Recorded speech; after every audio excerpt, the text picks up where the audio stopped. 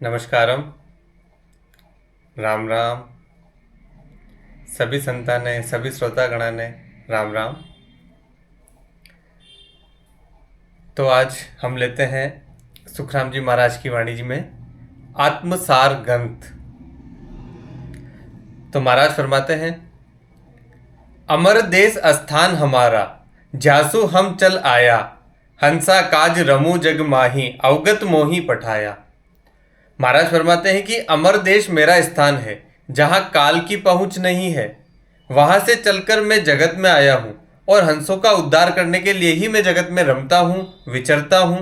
अवगत परमात्मा की जिनकी गति अनुभव में नहीं आती, उसने ही मुझे भेजा है। देखिए, हम कहां से आए हैं? हम सब भी उस अमर देश से आए हैं, लेकिन हम अपना स्थान भूल जाते हैं। हम इस धरती पर, इस मृत्यु लोक पर किस लिए आए हैं? हम यहाँ आए हैं अपनी परम की तलाश के लिए, अपनी परम संभावना तक पहुँचने के लिए, अपनी चेतना को परम तक पहुँचाने के लिए हमारा यहाँ अवतरण हुआ है। लेकिन हम पड़ जाते हैं माया में, दुख में, चिंता में, पीड़ाओं में, और सब इनमें गिरकर अपना जीवन, अमूल्य जीवन को नष्ट कर देते हैं। जबकि हम आए हैं अमरलोक में। हम शरीर नहीं हैं, हम मन भी नहीं है, हम शुद्ध चेतना है, और चेतना कभी नहीं मरती। वो अमरलोक में कभी मृत्यु होती ही नहीं है। मृत्यु कहाँ होती है? इस मृत्यु लोक में। इस मृत्यु लोक में कौन मरता है? शरीर मरता है। जो चेतना शरीर से ज़्यादा जुड़ी होती है ना, उसी की मृत्यु होती है। और जो चेतना अपने स्वयं परमात्मा से जुड़ी होती, परम आत्मा से जुड़ी होती है, उसकी मृत्यु कभी नहीं होती, क्योंकि वो अमरलोक का वासी होता है। तो महाराज जी समझा रहे हैं, साच झूठ का करूं निवेड़ा, बेदा बेल ने राखूं, सब ही करूं न्याव सु दूरा, असत मुख नहीं बाकूं। साच ब्रह्म व झूठी माया का निर्णय कर दूं। संसार माया को ब्रह्म मान रहा है, इसलिए संसार को बता दूं कि ब्रह्म क्या है, माया क्या है। किसी तरह की बाधा नहीं रखूं, बेल नहीं रखूं, सबको न्याय यानी सत्य से दूर कर दूं, मुंह से झूठ नहीं बोलूं। तो महाराज यहां समझा रहे हैं कि देखिए, माया क्या है, ब्रह्म क्या है। माया, ये जो कुछ भी संसार में दिखाई दे रहा है ना, ये माया है। सब क्षणभंगुर है। इस संसार में, इस मृत्यु लोक में हर चीज की मृत्यु होना निश्चित है, चाहे वो निर्जीव हो, चाहे वह सजीव हो। एक न एक दिन उनकी मृत्यु होना तय है। जो इस मृत्यु लोक के अंदर बना है, उसका मरना तय है। तो मरना अगर तय है, तो वो सच तो हुआ नहीं, वो झूठ है। सत्य तो हमेशा अडिग है, हमेशा एक जैसा है, उसकी अवस्था कभी नहीं बदलती। हमारी अवस्था बदलती है। कभी हम शिशु थे, फिर बचपन आया, बचपन के बाद जवानी आई, जवानी के बाद वृद्धावस्था आएगी, और वृद्धावस्था के बाद हम एक दिन मिट जाएंगे। उसी तरीके से हर पदार्थ की, हर जीव की एक अवस्था होती है। अवस्था होने के बाद वो जीव चला जाता है। तो यहाँ हम अपना किरदार निभाना है। मृत्यु लोक के अंदर मृत्यु निश्चित है। तो ये सारी जो माया दिख रही है, सारा संसार हमें दिखाई पड़ता है, ये सब कुछ झूठ है। तो महाराज समझाने की इस भ्रमों से हम दूर हो जाए कि अवस्था हमारी नहीं बदल रही है, ये माया हम इस माया के अंदर लिपायमान नहीं हो जाए, हम इस झूठ को सच ना मान लें। तो महाराज हमें बार बार चेता रहे हैं, बार बार बता रहे हैं कि आप अपनी आत्मा के सार को पहचानिए कि आपकी आत्मा क्या है। अपना तादात्म्य, अपना संबंध हम अपनी आत्मा से जोड़ पाए। हम शरीर से और मन से छूटे तो ही आत्मा से जुड़ पाएंगे। हम इस मृत्यु लोक से छूटे तभी हम अमर लोक में पहुंच पाएंगे। तो महाराज समझाते हैं कि पंडित सुनो सकल जुग सरोता, भेद अभेद बखाणु, पूर्ण ब्रह्म पुरातम पेला, तामिल रामतु ठाणु। 52 अक्षर के ज्ञान पढ़ने वाले पंडित, संसार के ज्ञान सुनने वाले सभी श्रोता, मेरी बात सुनो। भेद यानी ब्रह्म, अभेद यानी माया का बखान करता हूं। पूर्ण ब्रह्म परमात्मा, पुरातम यानी आदि का पद है, उससे ज्ञान का वर्णन करता हूं। देखिए, हम 52 अक्षरों से जो ज्ञान लेते हैं, जिसे हम ज्ञान समझते हैं कि हमने वेद पढ़ लिए, शास्त्र पढ़ लिए, अच्छी अच्छी किताबें पढ़ ली, सब कुछ हमने पढ़ लिया, लेकिन वो सारी जो ज्ञान है, क्या वो ज्ञान है? वो ज्ञान नहीं है। वो सिर्फ इंफॉर्मेशन है, वो सिर्फ सूचनाएं हैं जिसको हमने अपने दिमाग के अंदर बढ़ लिया है। और वो सारी सूचनाएं झूठी है, क्योंकि हर सूचना एक समय पर आने पर झूठ हो जाती है। देखिए, जिस तरीके से अभी हम कहते हैं कि हमें ये दिखाई पड़ रहा है कि ये मेरा शरीर है और मैं अभी जवान हूं, तो क्या मैं सदा जवान रहूंगा? थोड़े दिनों बाद ये शरीर वृद्धावस्था की तरफ जाएगा तो मैं बूढ़ा हो जाऊंगा। तो क्या मेरा जवान होना सच था? नहीं था ना। क्या मेरा वृद्धावस्था में जाना सच होगा? नहीं होगा। क्या मैं बचपन में था, मैं छोटा बच्चा था, तब में सच था? नहीं था, क्योंकि अवस्था के साथ ये सच हमेशा बदल रहा है ना। उसी तरीके से इस मृत्यु लोक के अंदर हर क्षण जो सच है वो झूठ में परिवर्तित हो रहा है। एक पल तो सच था और अगले ही पल वो झूठ हो जाता है। तो ये माया है। माया के अंदर हमें सब लगता है कि ये सच है, लेकिन वो सच नहीं होता। तो 52 अक्षरों के अंदर हम जो कुछ भी पढ़ेंगे, संसार को जो कुछ भी सुनेंगे, वो सब कुछ झूठ होगा, निरर्थक होगा। सच क्या होगा? जो इंसान, जो व्यक्ति अपनी आत्मा का तादात्म्य उस परमात्मा से जोड़ ले, जो ये समझ ले कि मैं शरीर नहीं हूं, मैं मन भी नहीं हूं, मैं शुद्ध चेतना हूं, और वो उस आनंद के अंदर रमता जाए, उसी व्यक्ति को ज्ञान प्राप्त होता है। उसी व्यक्ति के अंदर ज्ञान आता है, और वो ज्ञान निअक्षर है। निअक्षर का अर्थ होता है वो 52 अक्षरों में समाया हुआ नहीं है। उस ज्ञान की अभिव्यक्ति नहीं की जा सकती, उस ज्ञान को बताया नहीं जा सकता। वो ज्ञान अनुभव के तहत आता है, अनुभव के स्तर पे आता है, और अनुभव बताया नहीं जा सकता। वो अनुभव ऐसा है कि जो भी हम बताएंगे वो झूठ हो जाएगा, क्योंकि शब्द मिलते ही वह झूठ हो जाएगा। तो महाराज फरमाते हैं, साची कहूं झूठ नहीं बाकूं, सब काना सुम लीजो, रमता राम सकल घट व्यापक, परम पद चित दीजो। सबको सच्ची बात कहता हूं, झूठ नहीं बोलता, सब कानों से सुन लीजो, राम जी संसार के सब घटो यानी शरीर में व्यापक है, परंतु तुम अपना चित्त परम पद में लगाओ। अब ये परम पद क्या होता है? परम पद होता है कि जो हमने संसार के सारे पद ले रखे हैं, कोई टीचर है, कोई इंजीनियर है, कोई डॉक्टर है, कोई पिता है, कोई पुत्र है, कोई माता है, कोई पुत्री है, कोई बहू है, हमने सारे जो पद ले रखे हैं ना, ये सारे पद संसार के पद हैं। तो क्या संसार का जो पद है, जो संसार जो माया है, ये सच है? नहीं ना, ये सारे पद भी झूठे हैं। और परम पद कौन सा है? परम पद है अपने आनंद का पद, केवल्य का पद, केवल पद, आनंद पद, वही परम पद है। परम पद का अर्थ होता है कि जब हम आनंद में स्थिर हैं और सारी संसार हमें झूठ लगने लगता है, माया लगने लगती है, हम इस संसार में आए हैं, अपना किरदार निभाएंगे और निभाकर चले जाएंगे। जो इस बाती अपने जीवन को जीने लगता है, उसके सारे दुख, सारी पीड़ाएं, सारी चिंताएं दूर होने लगती है। तो महाराज फरमाते हैं, ररंकार निराधार अगम में ता मिले भेद पिछाणु, ज्योति जगे अगम गर माही वासे परे पियाणु।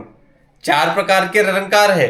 कानों के द्वारा सुना जाता है, वाणी से ममा के साथ ररंकार, सूरत के आधार पर ररंकार, निराधार ररंकार जो अगम है उसके साथ मिलकर परमात्म तत्व के भेद को पहचानो। ज्योति अगम घर में जल रही है, यानी सत्य शब्द की दिव्य ज्योति है, उसके आगे जाना है। देखिए 4 तरह के ररंकार है। एक ररंकार जो हम सुन रहे हैं, ये ररंकार क्या होता है पहले हम इसे समझ लेते हैं। ररंकार होता है गूंज, जो हमारे श्वासों की गूंज है। क्या गूंज को हम अक्षरों में बता सकते हैं? नहीं बता सकते ना। ये गूंज का ररंकार यूं समझ लीजिए कि एक तरह की झनकार है, जिसके अंदर एक ध्वनि उठ रही है, नाद उठ रहा है।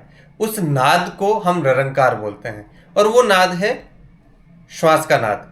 देखिए हमें कोई भी विचार आता है, और विचार के साथ हमारी श्वासों का पैटर्न बदलने लगता है ना। ये सब हम कुछ जानते हैं। अगर हमें क्रोध आता है तो हमारी श्वास अलग तरह की होगी।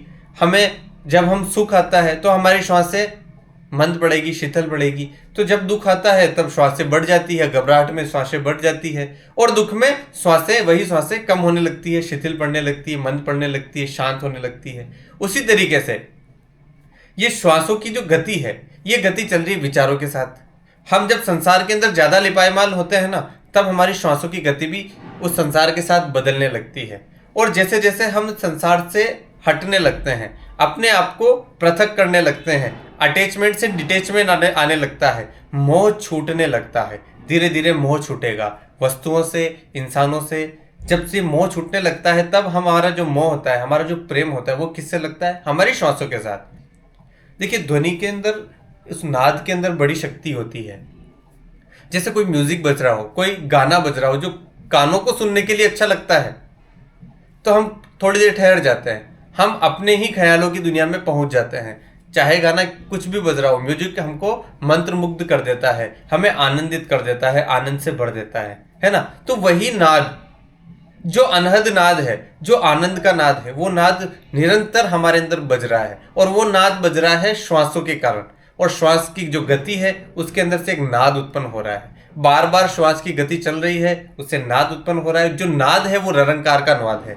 अब ररंकार के नाद को हम सुनते कैसे? जैसे कानों से कोई अच्छा म्यूजिक सुन लिया, कोई अच्छी बात सुन ली, तो वो भी क्या नाद हुआ? ररंकार का नाद हुआ, आनंद का नाद हुआ। तो अगर हमें अच्छा लगता है तो हम कानों द्वारा सुन के हम वहां ठहर जाते हैं। वाणी से अगर हम अच्छा गा लेते हैं, बोल लेते हैं, उस नाद के साथ अपने नाद को मिला देते हैं, तो वाणी द्वारा वो ममा का ररंकार हो गया। सूरत के आधार पर ररंकार, जब वाणी भी शांत हो जाए, सुनना भी बंद हो जाए, बोलना भी बंद हो जाए, तब जो बचता है वो होता है सूरत के आधार पर, यानी स्मृति के आधार पर। सूरत का अर्थ होता है स्मृति। जो कुछ भी हमने इकट्ठा किया हुआ है, जो कुछ भी हमारी स्मृति के अंदर स्टोर है, उस स्टोर से जो नाद उत्पन्न हो रहा है वह ररंकार का नाद है।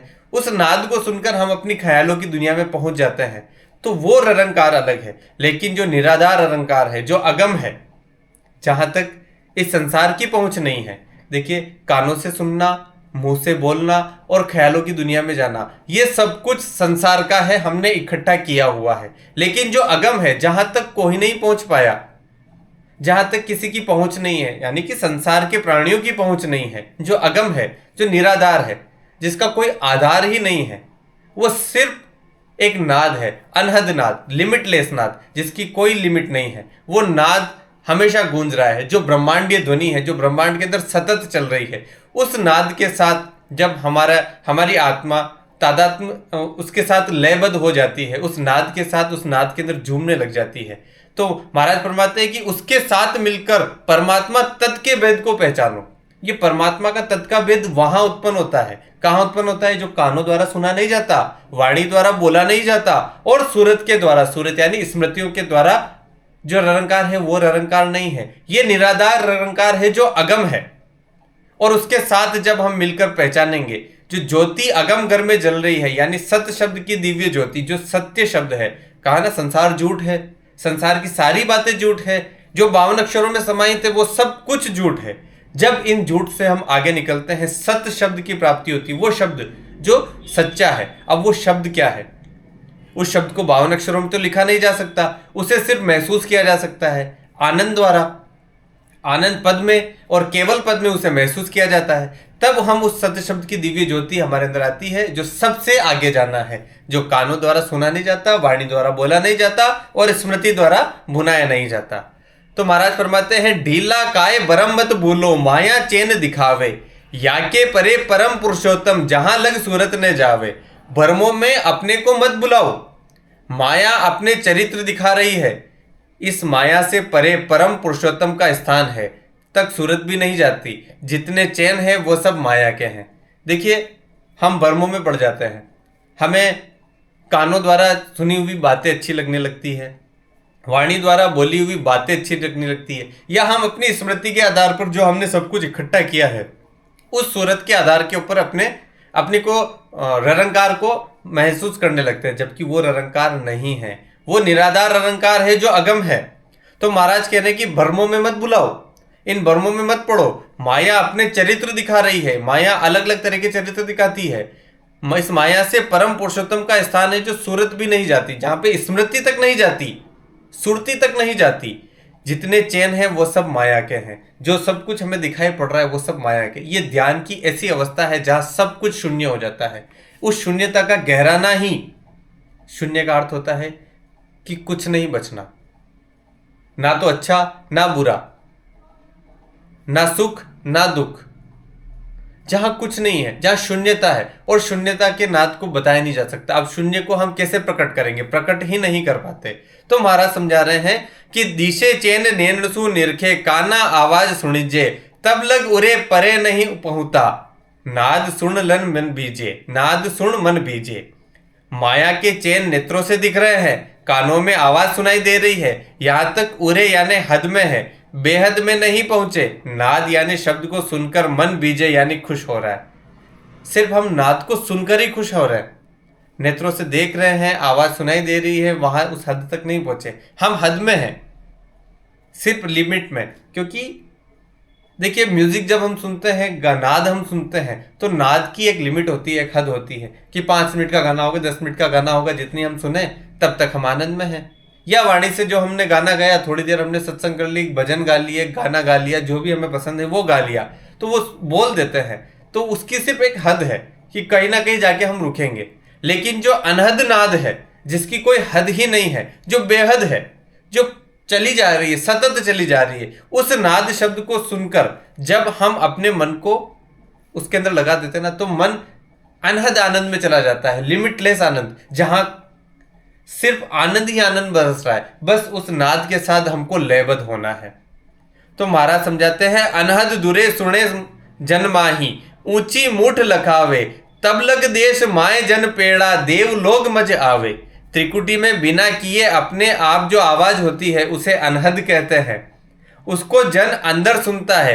ऊंची मूठ लगाव यानी त्रिकुटी के आगे शब्द ऊपर उठता हुआ अनुभव होता है, वहां तक जन देवताओं के लोक में पहुंच है। ऊंची मूठ लखाव यानी उससे ऊपर और अनुभव हो रहा है। देखिए, जब हम उस आवाज को सुनने लगते हैं जो अनहद है, जिसकी कोई लिमिट नहीं है, जिसकी कोई हद नहीं है, जो शब्दों में समाहित नहीं है, जिसे वाणी द्वारा बोला नहीं जा सकता, जिसे कानों द्वारा सुना नहीं जा सकता, जिसे स्मृति में भुनाया नहीं जा सकता, वह जो नाद है, उस नाद तक जब हम पहुंचते हैं, वो अनुभव एक आनंद की ऐसी स्थिति होती है, उस स्थिति का बखान करना ही अपने आप में झूठ हो जाएगा।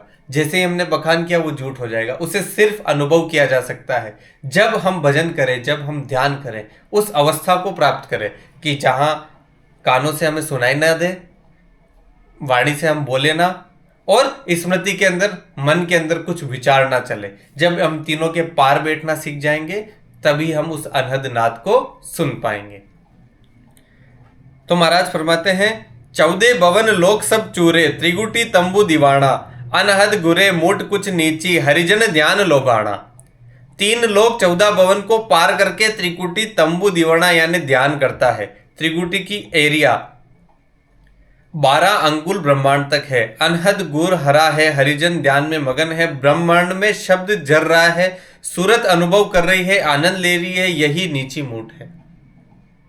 देखिए, जब हमारी सुरती, हमारी स्मृति इन शब्दों से परे चली जाती है, इन संसार की बकबक से, संसार की बातों से और इस माया से, भ्रम से जब हम परे चले जाते हैं और उस नाद से अपने आप को जोड़ लेते हैं, जो अनहद है, जो लिमिटलेस है, जिसकी कोई लिमिट नहीं है, जो लगातार बज रही है। देखिए, कर्णप्रिय गाना होता है ना, 5 मिनट का गाना हमें कितना आनंदित कर जाता है। जो हमारा फेवरेट हो, जो हमें पसंद हो, उस फेवरेट गाने को, उस पसंदीदा गाने को जब हम सुनते हैं, तब हम कितना अच्छा महसूस करते हैं कि हम उसको बार बार सुन रहे हैं। लेकिन उसकी भी एक हद है। आप 2-3 बार सुनेंगे, 10 बार सुनेंगे, 15 बार सुनेंगे, उसके बाद वो आपको अच्छा नहीं लगेगा, आप उससे दूर हटना चाहेंगे। क्यों? क्योंकि उसकी हद आ गई। वो सुख था ना, सुख था, थोड़ा सा था, 1 बार सुन लिया, 2 बार सुन लिया, लेकिन जब बार बार सुनने लगते ना, तब वो अच्छा नहीं लगने लगता कि यार हो गया ना, इसकी हद हो गई, बस अति हो गई, अब हमें नहीं सुनना। लेकिन जो अनहद होता है, जो अनहद नाद है, उस नाद को सिर्फ अनुभव किया जाता है। उस नाद में लगातार आनंद बह रहा है। और वो नाद कब लगता है, वो नाद कब सुनाई देता है? जब ये बाहर के नाद, बाहर की आवाजें बंद हो जाती है, मन की बकबक बंद हो जाती है, वाणी की बकबक बंद हो जाती है, सुनने की बकबक बंद हो जाती है। जब ये तीनों बकबक बंद हो जाती है, तभी हमें ये नाद सुनाई पड़ता है। तो महाराज कहते हैं कि उसका कोई, वो त्रिकुटी से ओरिया ब्रह्मा 12 अंगुल ब्रह्मांड तक है। वो जहां तक हम सोच पाते हैं ना, त्रिकुटी तक हम कहां तक सोच पाएंगे? हमारी भी लिमिट है कि स्वर्गलोक है, नरक लोक है, ये मृत्यु लोक है। हमारी सोच का दायरा सिर्फ इतना है। लेकिन ब्रह्मांड अनंत है, ब्रह्मांड विशाल है, ब्रह्मांड फैला जा रहा है। ब्रह्मांड की लिमिट कितनी है अभी तक वैज्ञानिक भी पता नहीं कर पाए हैं, कोई भी पता नहीं कर पाए। तो उस ब्रह्मांड के अंदर वो आवाज गूंज रही है, सतत आवाज गूंज रही है। उस ब्रह्मांड से जब हम लयबद्ध हो जाते हैं, हमारी चेतना को जब हम उससे लयबद्ध कर देते हैं, तो वो जो आनंद है, उसकी उसकी आनंद की जो सीमा है, उसकी सीमा लिमिटलेस है। वो आनंद ऐसा आता है जिसे हम बता नहीं सकते कि वो आनंद कितना बड़ा है, कितना विशाल है, उसकी कोई लिमिट ही नहीं है। तो महाराज समझाते हैं, याके परे परम गुरु न्यारा, तागत लखे न कोई, हद में देव मानवी मोसर, हर साधु त्रिगुटी होए। इनसे आगे परम गुरु केवल पद अलग है, उसका अनुभव करनी वाले नहीं करते। करनियों से अलग होने वाले यानी सदगुरु विधि से भजन कर त्रिगुटी में पहुंचने वाले ही उसका अनुभव करते हैं। हद में रहने वाले देवता मनुष्य को उस पद के अनुभव का अवसर ही नहीं आता, त्रिकुटी में पहुंचने वाले को अनुभव होता है। देखिए, देवता भी हद में रहते हैं। जैसे अपने देव होते हैं वायुदेव, पवन देव, अग्निदेव, है ना, और जल देव, पृथ्वी देव। तो ये जो सारे देव हैं, सारी जो इनकी भी अपनी हद है। जैसे अग्नि की अपनी हद है, जैसे ही पानी आया अग्नि खत्म हो जाती है। जल की भी अपनी हद है, जैसे ही तेज सूरज की रोशनी आई और जल उड़ जाता है, बाष्प बनकर जल का स्वरूप बदल जाता है ना। तो उसी तरीके से सबकी अपनी अपनी हदें हैं। अग्नि की भी हदें हैं, जल की भी हदें हैं, पृथ्वी की भी हद है, सबकी अपनी अपनी लिमिट है। लेकिन वो देवता उस अनहद नाद तक नहीं पहुंच पाए। जब हम इन देवताओं का ध्यान करते हैं, देवताओं तक पहुंचते हैं, तो हमारी भी हद हो जाती है, क्योंकि हमारा देवता ही हद के अंदर है। तो हम भी बनेंगे तो हम भी उसी देवता जैसे बनेंगे, तो हमारी भी वो हद हो जाएगी, हम भी उस लिमिट तक पहुंच जाएंगे। लेकिन जब हमने अपनी चेतना को उस अनहद नाद से जोड़ लिया जो लिमिटलेस है, तो हम कितने विशाल हो गए, हम उस परम पद तक पहुंच गए। तो महाराज कहते हैं, याकू लोप चले जन कोई, सदगुरु रूप कहीजे, माया रहे हद के माही, बेहद बास लहीचे। हद बेहद को छोड़कर अगम यानी सुन के केवल पद की प्राप्ति करना ही सदगुरु रूप होना है। माया का पद हद में भ्रुकुटी तक है, उसके आगे बेहद उसे पाना ही बेहद बासे लहीजे है। देखिए, हद बेहद को छोड़कर केवल पद की प्राप्ति करना। केवल पद क्या होता है? केवल पद का अर्थ होता है, जैसा हमने पहले भी समझा था, कि केवल मात्र एक, कि हर जगह वही दिखाई दे रहा है। अब देखिए, आकाश जैसे है, आकाश की कोई लिमिट नहीं है, कोई हद नहीं है, आकाश निरंतर है। क्या मेरा आकाश अलग होगा, आपका आकाश अलग होगा? नहीं ना, सबका आकाश अपना अपना होगा। हम जिस गांव में रहते हैं, हम उस गांव की सीमा बताते हैं, कहते हैं ये हमारे गंगापुर का आकाश है, ये हमारे गांव का आकाश है। तो क्या हम सिर्फ उसी आकाश तक लिमिट रहते हैं, उसी आकाश तक सीमित रहते हैं? ना, आकाश तो सभी का है ना, आकाश की कोई लिमिट नहीं, वहां पे कोई सीमाएं नहीं, वो किसी से बंधा हुआ नहीं है। उसी तरीके से राम भी किसी से बंधा हुआ नहीं है, वो परम पिता परमात्मा भी किसी से बंधा हुआ नहीं है। जो मेरे अंदर है वो तुम्हारे अंदर है। लिमिट कहाँ है? इस शरीर की लिमिट है। लिमिट कहाँ है? हद किसकी है? इस शरीर की हद है। हम इसलिए कहते हैं कि ये मेरा आकाश है या ये मेरा परमात्मा है, तो हम अपने आप को एक सीमित दायरे में जोड़ लेते हैं, सीमित दायरे में रखते हैं, अपनी हद पहचान लेते हैं। तो हदें किसकी होती है? शरीर की होती है। जब हम अपना तादात्म्य शरीर से जोड़ेंगे या अपना तादात्म्य अपने मन से जोड़ेंगे। देखिए, मन की भी हद है, मन भी कहाँ तक पहुंच जाता है? जो स्मृतियों का ढेर है, हम जिसे जानते हैं मन वहां तक पहुंच जाता है। जैसे हमने किसी के बारे में हमें पता ही नहीं, तो क्या मन उस जगह जाएगा? क्या नहीं जाएगा ना, क्योंकि हमें वो हमारी स्मृति के अंदर स्टोरी नहीं है, वो हमारी याददाश्त के अंदर स्टोरी नहीं है। मन भी वहां तक पहुंच बनाता है जिसकी याद है, जिसे हमने स्टोर कर रखा है अपने मन में, जिसे हमने संग्रहित कर रखा है अपने मन में। तो मन की भी एक हद है, मन की हद है, शरीर की हद है।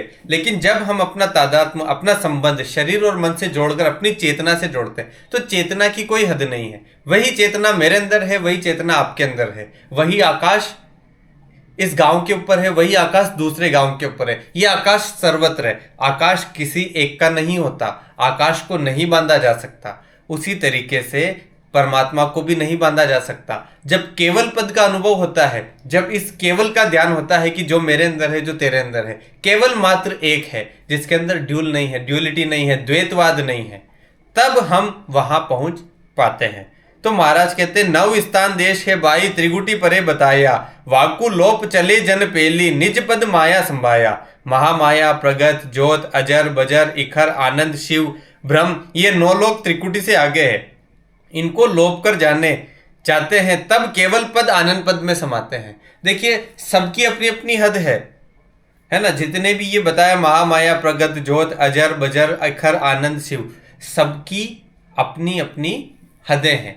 लेकिन जब केवल पद में समा जाते हैं, आनंद पद में समा जाते हैं, जब हम अपना जो जुड़ाव है, अपना जो अनहद नाद के अंदर हम अपने आप को जोड़ लेते हैं, उस परमात्मा से जोड़ लेते हैं, तब ये आत्मा आत्मा नहीं रहती, ये परम आत्मा से जुड़ जाती है और एक में एक हो जाती है। जैसे पानी में पानी घुल जाता है, पता ही नहीं चलता कि कौन सा पानी कैसा था और कौन सा पानी कैसा था। दूध में अगर पानी मिला दे तो उसको अलग नहीं किया जा सकता, पानी को फिर से कैसे अलग करेंगे, दूध और पानी को अलग नहीं किया जा सकता। उसी तरीके से परमात्मा में अपनी आत्मा में जब मिल जाती है तब वो अलग नहीं होती, वो उसी के साथ तादात्म्य उससे जुड़ जाती है। ऐसी बात तत् में बाकू निच पद नेट निशाना, सुन जो आण सकल जगु हंसा एक हरिजन ध्यान लोबाना। ऐसी तत् यानी ब्रह्म की प्राप्ति का वर्णन कर रहा हूं जिससे केवल पद आनंद पद की प्राप्ति होती है। सारे संसार के हंस आकर सुनो, केवल पद का अखंड ध्यान होना वह आनंद आना ही हरिजन का लोबाना है। देखिए सुनिए इस बात को कि जब हम केवल पद के अंदर आ जाते हैं, जब सारे पद विलुप्त हो जाते हैं, सारे संसार की माया विलुप्त हो जाती है, जब हम उस केवली का ज्ञान हमें आ जाता है, केवल्य का ज्ञान आ जाता है, जब अपना तादात्म्य परमात्मा से जुड़ जाता है, जब हमारी सुरति जब हमारी स्मृति उस परमात्मा से जुड़ जाती है तो हमारी हद बेहद हो जाती है। हम अनहद नाद में गूंजने लगते हैं, अनहद नाज हमारे अंदर गूंजने लगता है। जो गूंज ब्रह्मांड के अंदर है वही गूंज हमारे अंदर गूंजने लगती है, वही परमात्मा हमारे अंदर बोलने लगता है। अब हम नहीं रहते, हमारी कोई लिमिट नहीं रहती। लिमिट किसकी होती? शरीर की होती है। लिमिट किसकी होगी? मन की होगी। जब ये सारी लिमिट हट जाती है, जब हद हट जाती है, बेहद तक हम पहुंच जाते हैं, अनहद नाद हमारे अंदर गूंजने लगता है, तो महाराज उसी चीज का बखान कर रहे हैं, महाराज उसी को बता रहे हैं। अब इसका अनुभव हम 52 अक्षरों में तो बता नहीं सकते, हम सिर्फ महसूस कर सकते हैं। तो महाराज जी ने कहा हम उस केवल पद को प्राप्त कर लेते हैं, उस आनंद पद को प्राप्त कर लेते हैं जहां सिर्फ आनंद बह रहा है, आनंद बह रहा है, आनंद बह रहा है। तो महाराज समझा रहे हैं कि उस आनंद पद में ठहरना सीखो, उस केवल पद में ठहरना सीखो। राम राम। आज के लिए इतना ही।